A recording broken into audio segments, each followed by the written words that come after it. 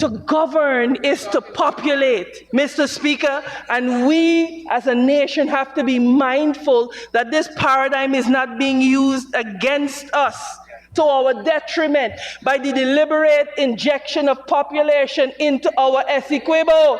Mr. Speaker, we must place emphasis on enhancing our military presence along the border, much like the coalition did with Operation Armadillo. Instead of having our military men and women in blue t-shirts cleaning the drains in the city. Mr. Speaker, we must address our minds to increasing government-led investment in the Essequibo, Mr. Speaker, to incentivize the settlement of Guyanese in that region, even as we combat the effects of climate change, etc., along our low coastal plain.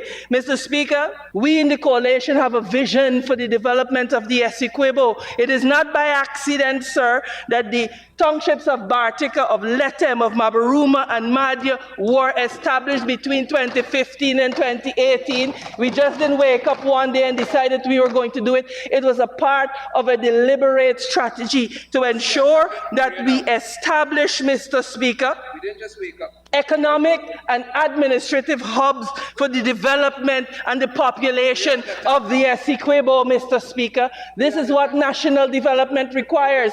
Carefully thought out plans, carefully thought out policies, and the capacity to implement and to execute. Mr. Speaker, when you travel the length and breadth of this nation, like I said before, the people are concerned about the abysmal handling by this government of the migration crisis. There's no policy in place, Mr. Speaker, and they intend to put none in place.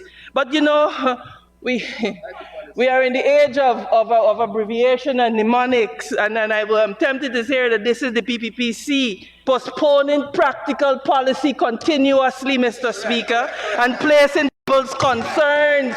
That is who they are, Mr. Speaker.